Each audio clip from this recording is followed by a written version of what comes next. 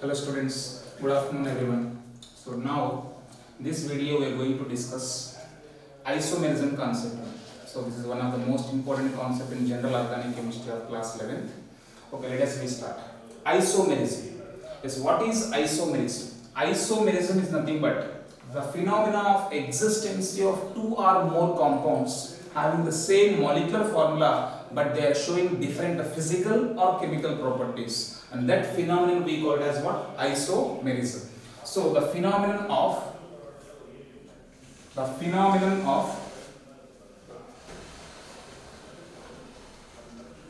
existence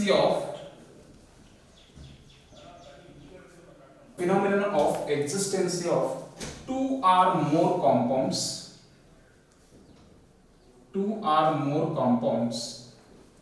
having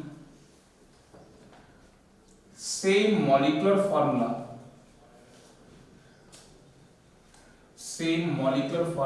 but showing different physical or chemical properties. Okay, and that phenomenon we call it as what? Isomerism, and the compounds we call it as what? Isomers. And this isomerism we are classifying into two types. So one is structural isomerism and the second one is stereoisomerism.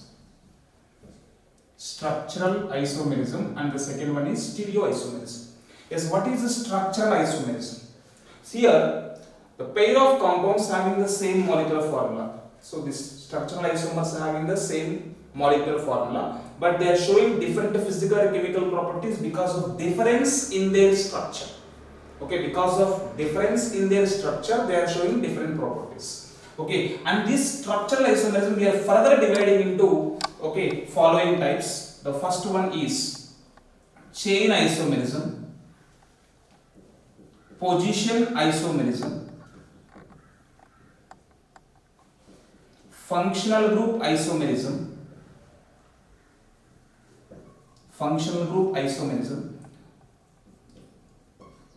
metamerism, ring chain isomerism, and finally tautomerism. So these are the different types of structural isomers. Next, coming to the stereoisomerism. What is the stereoisomerism?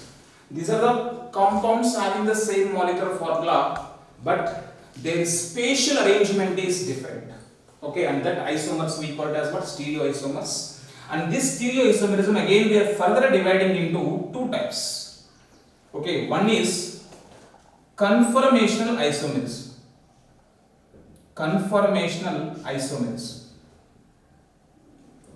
And this conformational isomerism is possible only in case of alkanes. Only in alkanes we can observe this conformational isomerism. And these isomers are also called conformers, also called rotamers. Why? Because these isomers are formed simply by the rotation of the carbon-carbon single bonds. So that is why this conformational isomers are also called what? Rotamers. Okay. So this we can in detail we can discuss in alkanes chapter. Okay. Now next one, configurational isomerism. So configurational isomers are nothing but these are the isomers. One isomer is converting into another isomer only by the breaking of old bonds and making of new bonds. Okay, only by the bond breakings and bond formations only we can change one isomer into another isomer. And these isomers we call it as what? Configuration isomers. And these configuration isomers we are further dividing into two types. Okay, under this configuration isomerism we will discuss geometrical isomerism, and the second one is optical isomerism. So this is about the classification of isomerisms. Okay, isomerisms we are dividing into two types based upon their structure. Suppose if the pair of isomers are having the same molecular formula but they differ in structure called structural isomers. The pair of isomers having the same molecular formula but they differ in their spatial arrangement of atoms or groups around it, that is called stereoisomers. So this is their classification. Okay, let us discuss the structural isomerism now. In that structural isomerism, first one is what? Chain isomerism. Chain isomerism. And the pair of isomers we call it as what? Chain isomers. Yes, what are the features of this chain isomers now? So that is this pair of isomers having same molecular formula. They are having the same molecular formula but differ in chain skeleton. But they differ in what? Chain skeleton. Those isomers we call it as what? Chain isomers. And one more point you should remember that to show the chain isomers, okay, that isomers having minimum of 4 carbons. Okay, the isomers are the compounds having minimum of 4 carbons. Minimum of 4 carbons only can show chain isomers. That point you should remember. Minimum of 4 carbons. So based upon the number of carbons, we can directly do the number of chain isomers which are possible. So here I am drawing the table. That is here number of carbons present in that hydrocarbon and here number of chain isomers. If the number of carbons in the given hydrocarbon is 4, okay, 4 means butane. So for a butane, how many chain isomers are possible? 2 isomers are possible. N-butane, isobutane. Okay. Next, if the number of carbons in a hydrocarbon is 5, okay, number of chain isomers are 3. Number of carbons is 6, isomers are 5. Number of carbons are 7, isomers are 9. Number of carbons are 8, isomers are 18. Number of carbons are 9, isomers are 35. Number of carbons are 10, the total number of isomers are 75. So like this we can remember the number of chain isomers which are possible for the number of based upon the number of carbons present in the given hydrocarbon chain. Okay, so this is about what? Chain isomers. Next, go to the second type of structural isomerism, that is what? Position isomerism. Position isomerism, and those isomers we call it as what? Position isomers. What are the features of position isomers? Same as like here, these isomers are having the same molecular formula, but what they differ? But they differ in position of substituent or double bond or functional group. See, they are having the same molecular formula but they differ in the position. Position of what? Position of either the substituents or position of the double bonds or position of any other functional groups. And that isomers we call it what? Position isomers. And here, in case of mono-substituted, suppose if it is mono-substituted, that means having only one substituent. In case of mono-substituents, these hydrocarbons should have minimum of 3 carbons. Minimum of 3 carbons containing compounds only can show the position isomers. Okay, if it is a di-substituted means they are having how many substituents? 2 substituents. In case of di-substituents, okay, 2 carbons are enough. Okay, best example, vicinal dihalo compounds or geminal dihalo compounds. So in case of presence of only one substituents, minimum how many carbons required? 3 carbons required, greater than or equal to 3. Okay, in case of di-substituents, how many minimum carbons required? 2 carbons. So that is why greater than or equal to 2 carbon containing hydrocarbons can show the position isomers. And if it is aromatic compounds, okay, in case of aromatic compounds or cyclic compounds, okay, minimum of 2 substituents required. So these are the conditions required to show the, or minimum carbons required to show the position isomers. Okay, this is about the position isomerism. Next, go to the third one, that is what? Functional group isomers. functional group isomers. And these isomers we call it as what? Functional group isomers. Yes, what are the features of this functional group isomers? Having the same molecular formula.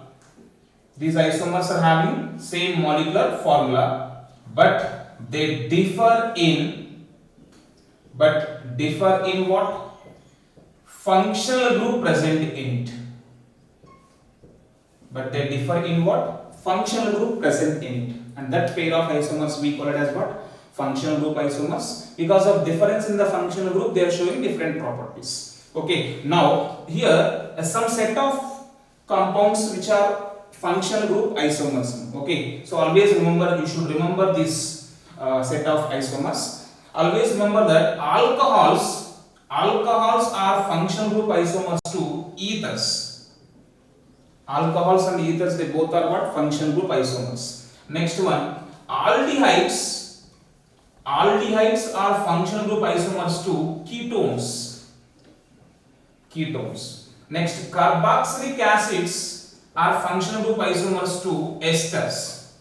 Carboxylic acids are functional group isomers of esters. Next one, amines, primary amines. If you take primary amines are functional group isomers to either secondary amines or tertiary amines, whatever it may be. Primary amines are functional group isomers to secondary or tertiary amines. Okay, next one, cyanides are functional group isomers to isocianides. Next one, dienes, two double bonds containing compound. Dienes are functional group isomers to alkynes. Okay, so these all, like, there are so many examples are there. So these are the few sets of functional groups which are isomer to each other. Okay, this is about the third one, functional group isomers. Next one, metamerism.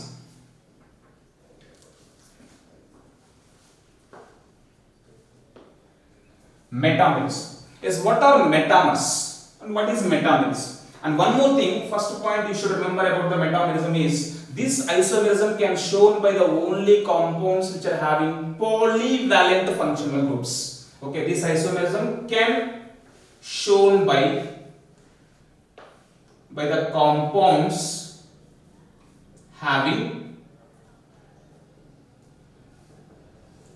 polyvalent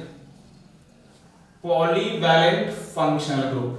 What are the functional groups comes under polyvalent? So polyvalent functional groups are nothing but ketones, okay, and secondary amines, that is R2NH, okay, or else ethers, etc.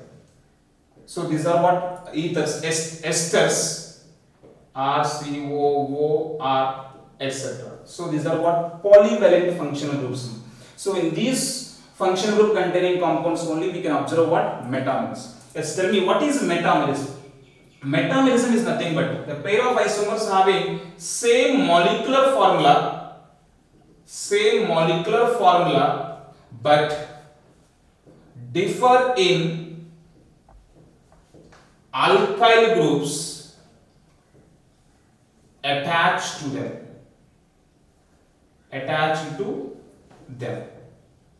And that pair of isomers we call it as what? Metamers. For example, I am giving example here. So that is what you take ketones, that is 2-butanol, that is CH3, CH2, CO, CH2, CH3. So what is the name of this one? 3-pentanol. And CH3, CH2, CH2, CO, CH3. Okay, they both are having the same functional group. Both are ketones only. But what is the difference? Here, 2 ethyl groups are present. But here, propyl group and methyl group is present. So they both are differed by the substituents which are attached to the same functional group. So that pair of isomers we call it as what? Metamerism. Okay, next ring chain isomerism. Next category is ring chain isomerism. Ring chain isomerism, it is also one type of functional group isomerism only. It is a one type of functional group isomerism in that, and these isomers having the same molecular formula, but one is open chain and another one is closed chain. Okay, and then that isomers we call it as what? Ring chain isomers. Best example. Okay, so here I am giving what is that? One is ring chain. Okay, you take propine.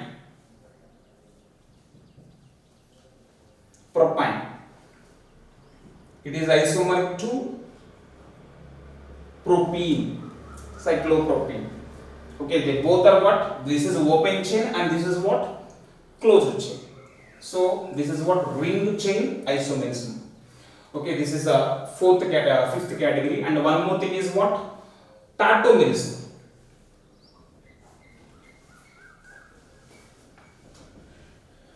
Tautomerism. It is also one type of functional group isomerism, the most important isomerism. Yes, what is a tautomerism? And this tautomerism also we call it as desmotropism. Desmotropism, or there are so many names to this tautomerism. Desmotropism or dynamic isomerism.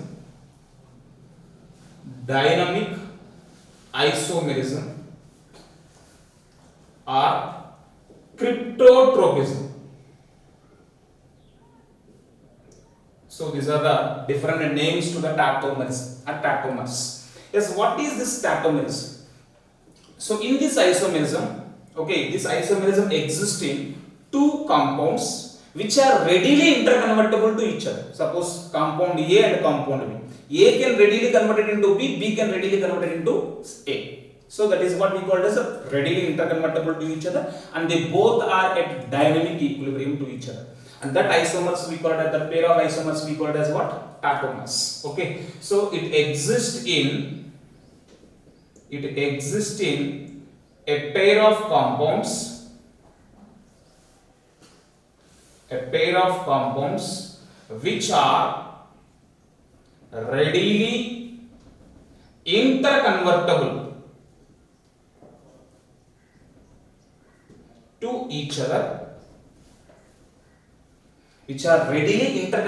to each other, and they both exist in dynamic equilibrium. Okay, and that isomers we call it as what? Tautomers, and this phenomenon we call it as what? Tautomerism. Tautomers are nothing but a pair of compounds having which are readily interconvertible to each other, and they both are at dynamic equilibrium to each other. And how these tautomers are forming? So the tautomers are forming means one form into another form, readily interconvertible. How they are readily interconvertible? By transfer of proton from one atom to another atom. Okay, so these are formed. The tautomers are formed.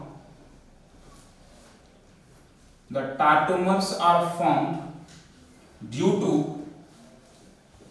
to transfer of hydrogen from one atom to another. Because of the transfer, one isomer is interconverted into another isomer, and because of this transfer of proton from one atom to another atom, okay, they leading the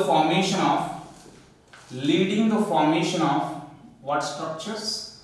Resonating structures. So because of transfer of proton from one atom to another atom, which structures are forming? Resonating structure. There was a difference between the resonating structures and tautomerism. Okay, let us see the differences. Resonating structures or resonance. You don't think tautomerism leads the formation of resonating structures, but tautomerism is different, resonance is different. Yes, let us discuss the difference between resonance and tautomers. Okay, the first one is The resonance is what? This is this is a phenomena which is what? Not real. Okay, this is an imaginary phenomenon. Okay, this is an imaginary phenomenon. Resonance is what? Imaginary. But tautomerism is what? Real. Because of the transfer of proton from one species to another species, tautomer structures are formed. But this is a imaginary. Okay, and resonating structures cannot isolate. Okay, we cannot isolate. Why? Because they are imaginary structures. How can we isolate?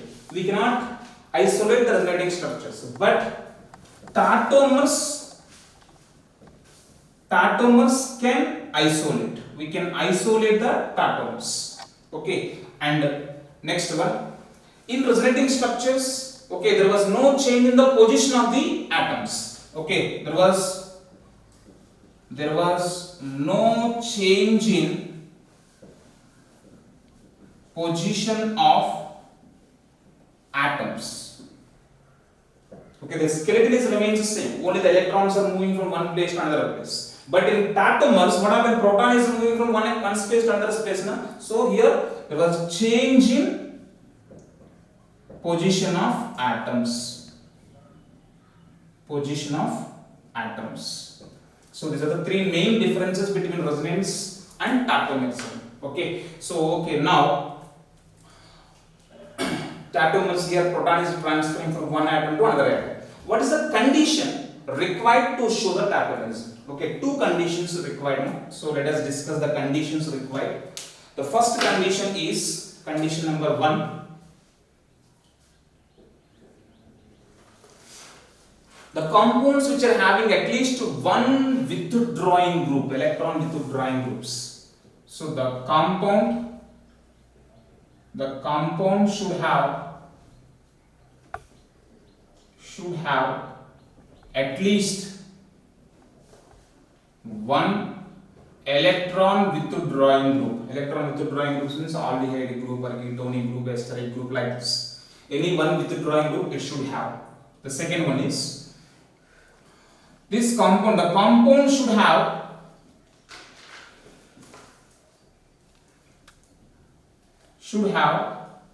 at least one alpha hydrogen.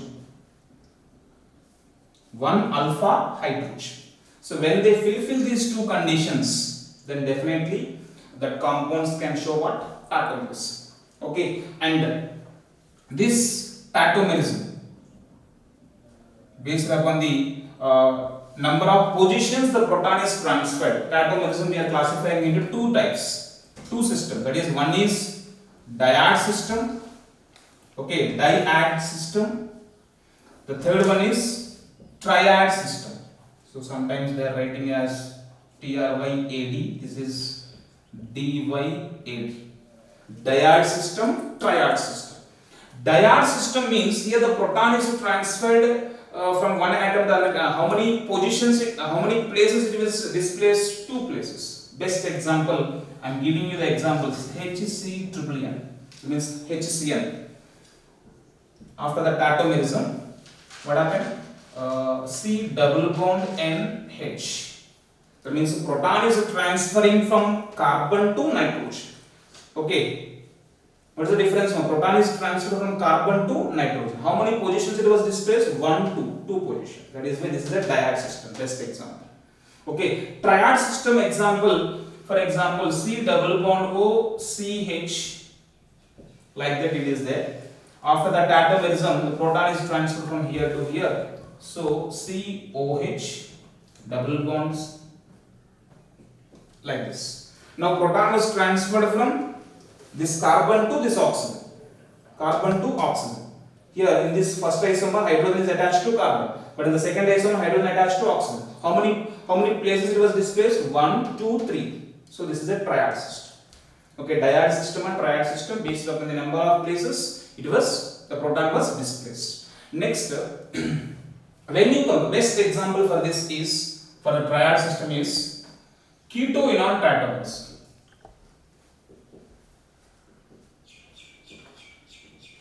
Keto-enol tautomerism is the best example for this. Okay, this is a keto form and this is a enolic form. Best example, this is the one of the keto-enol tautomerism. Okay, next, when you compare the keto form and enol form, two isomers are there, keto form and enol form, the stability of keto form is always be greater. The stability of keto form is always be greater than enolic form.